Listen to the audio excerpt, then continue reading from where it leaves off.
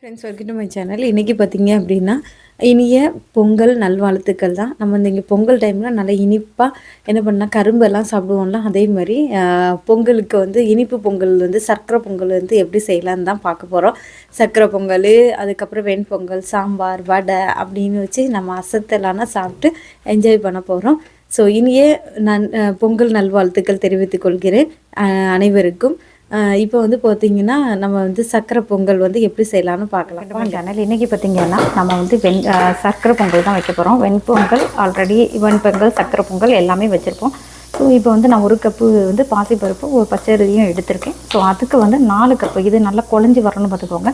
So அதுக்காக 1 cup பாலும் 3 cup வந்து தண்ணியும் சேர்த்து உப்பு போட்டு நான் வந்து வேக வைக்க போகிறேன். விசில் வரட்டு. சர்க்கரையை வந்து எடுத்து நல்லா உடச்சிட்டு நான் என்ன பண்ணிட்டேன், மிக்ஸ் பண்ணியாச்சு. சூடோடு மிக்ஸ் பண்ணும்போது நல்லாயிருக்கும். ஏலக்காவும் கொஞ்சம் சுக்கு பொடியும் நான் இடித்து போட்டிருக்கேன். அதுக்கப்புறம் பார்த்திங்கன்னா நெய்யில் நம்மளோட தேங்காய் கொத்தையும் நல்லா ஆட் பண்ணிக்கோங்க.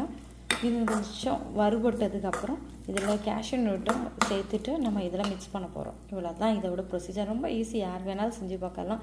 பேச்சுலர்ஸுக்கு பயங்கர இஷ்டப்படும். ஈஸியாகவும் குயிக்காகவும் செஞ்சு முடிச்சிடலாம். ஸோ இது ஒரு கஷ்டமான வேலையே கிடையாது. சர்க்கரை பொங்கல் எப்போ வேணாலும் இப்போ பார்த்திங்கன்னா நல்ல மணமோடு நான் எடுத்துட்டேன். இனி நம்ம இதில் வந்து சர்வ் பண்ணிக்கிடலாம். நல்ல டேஸ்ட்டாகவும் இருக்கும், ஈஸியாகவும் செஞ்சிடலாம்.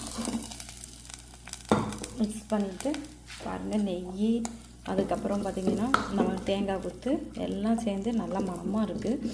இந்த மாதிரி மிக்ஸ் பண்ணி சர்வ் பண்ணி பாருங்கள், சூப்பர் டேஸ்ட்டாக இருக்கும். இந்த மாதிரி ஹெல்த்தியாக இது மாதிரி நல்ல ஈஸியாக யார் வேணாலும் செஞ்சு சாப்பிட வேண்டிய ஃபுட்டை வந்து நம்ம ரெடி பண்ணலாம். அதாவது குக்கிங் வந்து கஷ்டமே கிடையாது, படிச்சிட்டோன்னா ஈஸி தான். இந்த சர்க்கரை பொங்கலை நல்லபடியாக இந்த பொங்கலில் செஞ்சு சாப்பிடுங்க. இனிய பொங்கல் வாழ்த்துக்கள்.